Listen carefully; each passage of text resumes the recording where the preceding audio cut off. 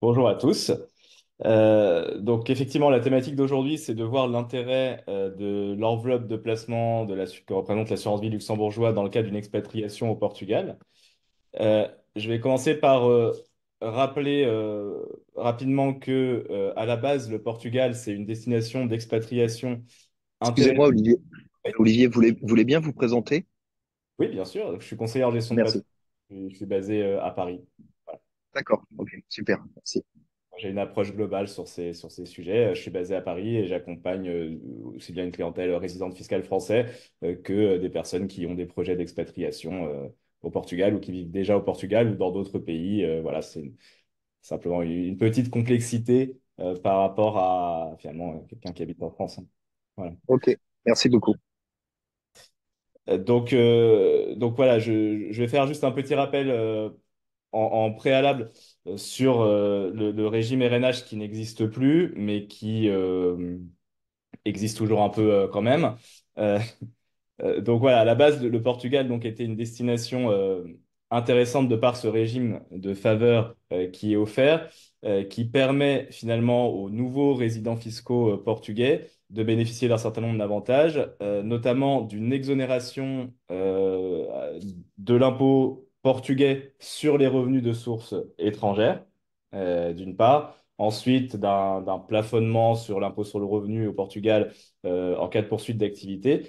Ce régime qui, à la base, était destiné à tous, a été supprimé et remplacé par un nouveau régime plus spécifique qui va concerner qu'un certain type de personnes, donc des personnes qui sont souvent dans des domaines qui vont travailler dans des domaines productifs, plutôt scientifiques, plutôt liés à la recherche, mais bon, il y a toute une liste. L'idée, c'est que pour les personnes qui se sont expatriées dans le cadre du régime RNH, auparavant, ils continuent de bénéficier des avantages de ce régime. Pour les nouvelles personnes qui s'expatrient, c'est beaucoup plus dur de bénéficier de ces avantages fiscaux aujourd'hui pour rentrer dans les critères. Mais bon, dans tous les cas, euh, ces deux régimes, si on peut en bénéficier, c'est des régimes qui durent 10 ans, qui permettent donc d'être exonérés au Portugal sur les revenus de sources étrangères. Dans le cadre de l'ancien régime RNH, on était quand même imposé au Portugal sur les plus-values, par exemple. Dans le nouveau régime, c'est plus le cas. Mais l'idée, pourquoi je raconte ça, c'est pour dire que en fait, en dehors de ce régime particulier qui est le régime RNH et qui est un régime de faveur, le Portugal n'est pas forcément un paradis fiscal. Parce que il y a un barème progressif de l'impôt sur le revenu qui est qui monte beaucoup plus rapidement dans les tranches qu'en France. Et parce que la deuxième chose qu'on vient régulièrement chercher au Portugal, qui peut être l'exonération de droits de succession. Au Portugal, il n'y a pas de droit de succession. Mais en fait, c'est assez limité parce que si vous résidez au Portugal, mais que vos héritiers ou vos bénéficiaires sont en France, eh bien, ils vont continuer d'être imposés aux droits de succession français. Donc, en fait, il faut se poser la question, dans le cadre de la gestion de son patrimoine quand on s'expatrie au Portugal, de choisir, de faire des choix judicieux en prenant en compte le régime classique du Portugal, en prenant en compte que pour ceux qui sont déjà au RNH, c'est un régime qui ne dure que 10 ans, et donc qu'après ces 10 ans, vous allez retomber dans le régime classique portugais, qui n'est pas forcément si avantageux que ça. Et pour les personnes qui s'expatrient aujourd'hui, vous n'allez pas forcément pouvoir bénéficier de ce régime. Donc il y a un environnement fiscal au Portugal qui n'est pas forcément hyper favorable. Et le deuxième point, j'insiste, qu'on va chercher au Portugal, qui est l'exonération de droits de succession, il faut faire très attention parce que ça peut ne pas s'appliquer si vos héritiers ne sont pas eux-mêmes résidents fiscaux portugais. Olivier, est-ce que je peux vous interrompre et poser des questions ou... Je vous en prie, après, de toute façon, on fera des questions, mais vous pouvez m'interrompre, tout à fait. D'accord, bah, Ah, je préfère les nombreux. faire en live parce que j'ai une mémoire de poisson rouge, donc je risque de les oublier. Allez-y. Sur le slide précédent, les conditions sur le RNH 2.0, il s'appelle comme ça ou c'est vous qui l'avez nommé comme ça? Je trouve ça très rigolo. Euh, Et il s'appelle comme ça, enfin, c'est pas d- le d- de la loi, mais c'est d'accord, très bien. d'accord. Ok. Nous avons aussi Euh, avec nous notre expert en fiscalité portugaise qui est Rogério. Il est ici, d'accord. donc si vous avez une question spécifique concernant la fiscalité portugaise, c'est l'expert avec lequel converser. Ah, D'accord. Bah, je pose ma question et qui souhaite y répondre peut y répondre. Donc, la liste, j'ai compris que les modalités finalement pour pouvoir bénéficier de ce statut fiscal ont été modifiées. Je crois me rappeler sur le slide, si vous voulez bien repasser sur le slide qui liste, voilà. Euh, Entreprise en phase de démarrage, c'est toute industrie, tout secteur? Non, c'est dans certains secteurs, sous condition que le secteur soit subventionné par l'État. Voilà, en fait, si, voilà, Ah ouais, d'accord. si votre question, c'est savoir si vous rentrez dans les catégories ou pas, ça nécessite de passer par un avocat fiscaliste portugais qui Ouais, vous ouais, répondra. bien sûr. Ok, ok. C'est pas forcément l'objet là, de la réunion d'aujourd'hui. C'est moi le point, enfin même si on peut répondre à vos questions et bien sûr, c'est simplement dire que le nouveau régime RNH il est plus difficilement accessible, même si vous êtes dans les domaines de la technologie, recherche scientifique, etc. Et ben peut-être qu'un avocat arrivera à vous faire rentrer dans les bonnes cases, voilà. Mais ce qui est important de voir, c'est que si vous êtes dans ce système RNH vous êtes dans une situation fiscale favorable au Portugal parce que vous avez une exonération sur le revenu de source étrangère et un plafonnement de votre impôt sur le revenu. Si vous n'y êtes pas, ou si vous en sortez, c'est-à-dire si vous êtes en fin de RNH ou proche des 10 ans, vous retombez dans un système d'imposition classique qui peut être quand même assez lourd. Voilà. Ouais, ok. Et le deuxième point, c'est qu'au Portugal, souvent, on vient chercher une exonération d'impôt sur les successions. On se dit, voilà, moi, je vais m'expatrier au Portugal et comme ça, mes héritiers n'auront pas de droit de Ouais, succession. ouais, j'ai compris ça. Je suis au courant de ce. Enfin, Voilà. si vous le Donc, répétez pour moi, c'est bon. d'accord, très bien. Ok. Donc, je vais vous parler de l'assurance vie luxembourgeois qui permet, en fait, finalement, de garder un certain nombre d'avantages fiscaux sur ces aspects euh, impôt sur les revenus du patrimoine impôt sur les revenus qu'on peut tirer de son patrimoine si on souhaite placer pour avoir des revenus complémentaires d'une part, et deuxièmement qui permet de s'assurer que les sommes soient transmises de manière efficace si on a des bénéficiaires qui restent en France ou qui sont dans d'autres pays. Voilà. Donc, en préalable, petit rappel sur ce qu'est l'assurance vie de manière générale. Donc, l'assurance vie, c'est simplement une enveloppe de placement euh, qui va avoir un certain nombre d'avantages fiscaux et en termes de transmission, mais c'est juste une enveloppe. Et à l'intérieur de cette enveloppe, en termes de choix de placement, on peut faire ce qu'on veut. On peut investir en actions, on peut investir en obligations, on peut investir en private equity. euh, En fonction de ses objectifs et autres. Là, je vais d'abord décrire l'enveloppe en tant que telle. Donc, c'est une enveloppe au sein de laquelle l'argent n'est pas bloqué. Il n'y a aucun blocage et l'argent qu'on y place reste disponible quand on veut. Donc, on peut verser, faire des retraits importants immédiatement. On peut retirer un revenu complémentaire tous les mois de 1000, 2000, 3000, 4000 euros. Il n'y a pas de blocage. L'idée, c'est qu'il n'y a aucune imposition sur les gains tant qu'on ne fait pas de retrait. Donc ça permet de capitaliser plus puisque chaque année, on n'a pas de frottement fiscal, donc on a une base de capital qui va capitaliser sans être amputé de l'impôt. Voilà. Et pour des résidents fiscaux français ou pour des bénéficiaires qui sont en France, l'assurance vie permet de transmettre euh, par bénéficiaire 152 000 euros en franchise de droit de succession, en plus des abattements classiques qu'on a par ailleurs. Donc on peut transmettre 100 000 euros par parent, par enfant tous les 10 ans. On peut se transmettre aussi 30 000 euros en cash pardon, tous les 15 ans. Il y a des systèmes qui permettent de diminuer les droits de succession comme l'investissement en forêt ou autre. En plus de tout ça, l'assurance vie permet de transmettre 152 000 euros par bénéficiaire avec zéro. Ensuite, pour tout ce qui dépasse 152 000 euros, entre 152 000 et 900 000 euros, les sommes à la succession vont être taxées à hauteur de 20%. Et au-delà de 900 000 euros, sans plafond, les sommes vont être taxées à un maximum de 30% sans limite, que on parle de 5 millions, 10 millions, 20 millions, 100 millions. Là où, si on n'est pas en assurance vie, si on est sur des comptes bancaires classiques ou autres, les sommes à la succession, bah, on monte très vite dans les tranches jusqu'à 45%. Voilà. Donc ça, c'est les avantages du contrat d'assurance vie de manière générale. Ensuite, quand on est résident fiscal portugais, il va y avoir des avantages également en termes de fiscalité. Donc ce qu'il faut comprendre, c'est que, donc comme je le disais, tant que les sommes restent investies dans l'enveloppe, il n'y a aucune fiscalité. Quand on fait un retrait, on va être imposé uniquement sur la part de gain qu'on retire. Donc, je prends un exemple. Si vous avez investi 90 000 euros sur un contrat d'assurance vie, que ces 90 000 euros sont devenus 100 000 euros, dans le contrat, il y a 10 000 euros de gain. Ça représente 10% finalement de la valeur totale du contrat. Si vous faites un retrait mensuel de 1 000 euros par mois, par exemple, pour avoir un revenu complémentaire, eh bien, sur ces 1 000 euros que vous retirez, on considérera qu'il y a 10% qui constituent de la plus-value, donc 100 euros, et donc vous serez taxé que sur ces 100 euros. Donc il va y avoir un frottement fiscal qui est assez faible.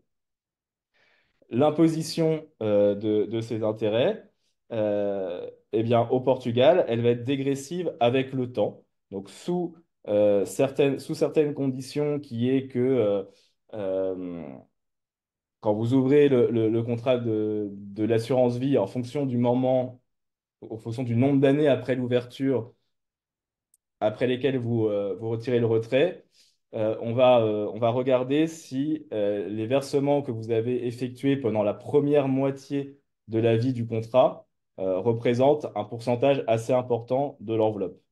Si c'est le cas, si les versements que vous avez réalisés ont été faits assez tôt au moment de l'ouverture et dans la première moitié de la durée de vie du contrat, eh bien, vous allez pouvoir bénéficier d'un système d'imposition dégressif sur les retraits que vous allez faire sur ce contrat. Ce taux d'imposition, il va être de 28% jusqu'à 5 ans. Ce 28%, c'est le taux finalement classique. C'est le même taux d'imposition, 28%, que si vous faites des plus-values, si vous faites des dividendes hors contrat d'assurance vie. Donc, c'est ni pire ni mieux si on fait des retraits avant 5 ans. Si on fait des retraits entre 5 et 8 ans, ce taux d'imposition passe à 22,4%. Et si on fait des retraits après 8 ans, ce taux d'imposition passe à 11%, ce qui est relativement faible. À titre de comparaison, en France, sur ces assurances-vie, en gros, avant 8 ans, si on fait des retraits avant 8 ans, on est imposé à 30%. Donc, c'est presque pareil que les 28% du Portugal. Si on fait des retraits après 8 ans, on est imposé entre 17,2% et 24,8%. Donc, c'est un impôt plus fort en France que au Portugal. Et l'avantage, c'est que ce régime d'imposition au Portugal de l'assurance vie, c'est le régime qui est lié à l'assurance vie en tant que tel, et donc ce n'est pas lié à un régime de faveur RNH ou autre. Donc c'est quelque chose qui est fixe. Donc si vous n'avez pas ce statut RNH ou si vous en sortez, c'est quelque chose qui continue d'être valable. Donc encore une fois, ça permet de bénéficier d'un taux d'imposition assez faible à terme sur les revenus complémentaires qu'on peut tirer de son patrimoine d'une part. Et ça permet si on part au Portugal et que nos héritiers sont en France, de leur faire bénéficier d'un régime de transmission ultra favorable. Voilà. Maintenant, on peut souscrire un contrat d'assurance vie, et vous avez sans doute tous des contrats d'assurance vie français souscrits en France. Quand on s'expatrie, et de manière générale, à partir de 500 000 euros, on va dire, de patrimoine placé, on conseille fortement de privilégier des contrats de droit luxembourgeois plutôt que des contrats de droit français, pour différentes raisons. La première raison, c'est la sécurité. Le Luxembourg, c'est sans doute la place financière la plus sûre en Europe pour placer son argent, simplement parce que c'est l'industrie du pays et que le Luxembourg ne peut pas se permettre qu'il y ait des insécurités dans ce domaine, parce que si il n'y a plus l'industrie financière au Luxembourg, concrètement, il n'y a plus de Luxembourg. Et donc, ils ont mis en place un système de sécurité qu'on appelle triangle de sécurité, qui fait que, pour comparer, en France, quand vous ouvrez un contrat d'assurance vie, si vous ouvrez un contrat d'assurance vie chez AXA France, chez Generali France, chez Swiss Life, chez Apicil, eh bien, votre argent que vous placez, il est dans les comptes de l'assureur. Et donc, vous êtes créancier de l'assureur. Vous avez, l'assureur a une dette vis-à-vis de vous. Si jamais l'assureur fait faillite, bon, on se place dans un scénario catastrophe, c'est pas forcément ce qu'on prévoit, mais si l'assureur fait faillite, ben vous n'êtes pas sûr du tout de récupérer votre argent. Parce que vous êtes un créancier pas forcément prioritaire. L'assureur, il va d'abord rembourser ses créanciers prioritaires, comme toute entreprise qui font faillite, donc l'État, les salariés, les fournisseurs. Et après, s'il reste de l'argent, il va rembourser les gens qui ont des contrats d'assurance vie chez eux. Il y a un système de fonds de garantie qui est mis en place pour externe qui permet d'apporter une garantie à hauteur de 70 000 € par contrat, par assurance. Mais ce fonds, il n'est pas forcément pour. Déjà, c'est plafonné à 70 000 € et ce fonds, il n'est pas forcément pourvu. Donc, on va dire qu'en cas de crise systémique, le fait d'avoir son argent auprès d'assureurs français, bah, c'est pas forcément hyper rassurant dans un scénario où l'un ferait faillite. Deuxièmement, en France, il y a une loi qui a été passée sous François Hollande qui s'appelle la loi Sapin 2, qui permet à l'État de bloquer les retraits sur les contrats d'assurance vie, typiquement dans un scénario de crise systémique où il y aurait un événement économique ou financier majeur qui créerait une panique de nature à ce que les épargnants retirent massivement leur argent. Eh bien, pour éviter l'effondrement du système, l'État a la possibilité de bloquer les retraits, de vous empêcher de retirer votre argent sur les contrats d'assurance vie pendant une durée qui peut être prorogeable quand même assez longue. Le fait d'avoir un contrat au Luxembourg permet d'éviter tout ça. Donc, d'un point de vue sécurité, au Luxembourg, votre argent n'est pas placé dans les comptes de l'assureur, mais il est placé dans une banque dépositaire. Et donc, si l'assureur disparaît, eh bien, votre argent ne disparaît pas puisqu'il n'est pas chez l'assureur. Au sein de cette banque dépositaire, les comptes sont ségrégés des actifs de la banque, donc ils ne rentrent pas non plus dans le bilan de la banque. Et puis, vous avez une garantie de l'État luxembourgeois sur ces avoirs qui seraient placés en banque, enfin, donc sur vos avoirs finalement, qui est illimitée. Là où en France, il y a un montant limite, au Luxembourg, c'est illimité.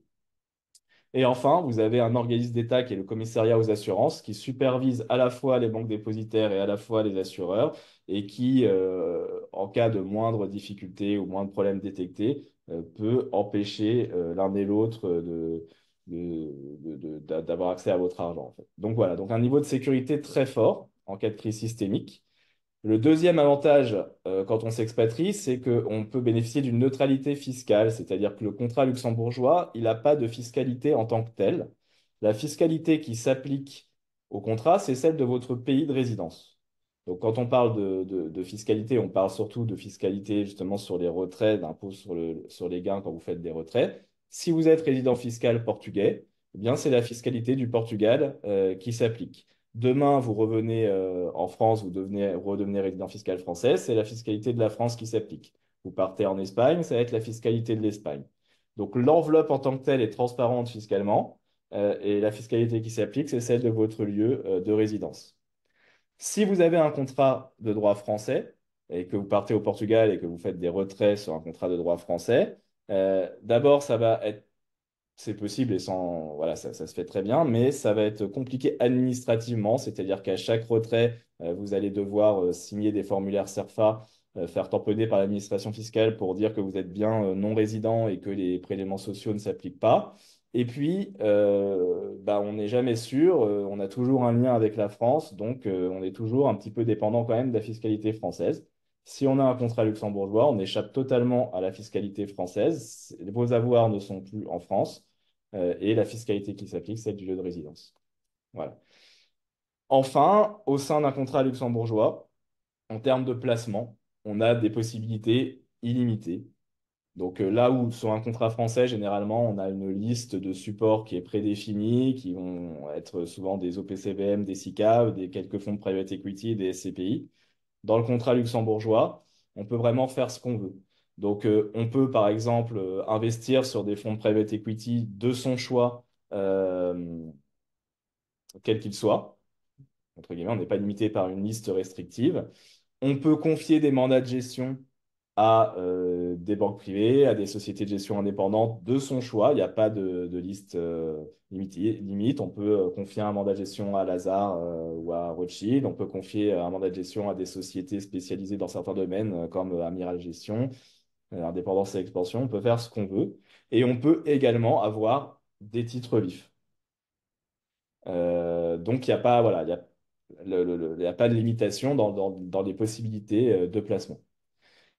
Donc au final, le contrat luxembourgeois, dans le cas d'une expatriation au Portugal, ça permet de bénéficier d'une fiscalité favorable sur les retraits après 5 ans, qu'on soit dans le régime RNH ou qu'on soit pas dans le régime RNH, dans le nouveau ou dans l'ancien ou pas.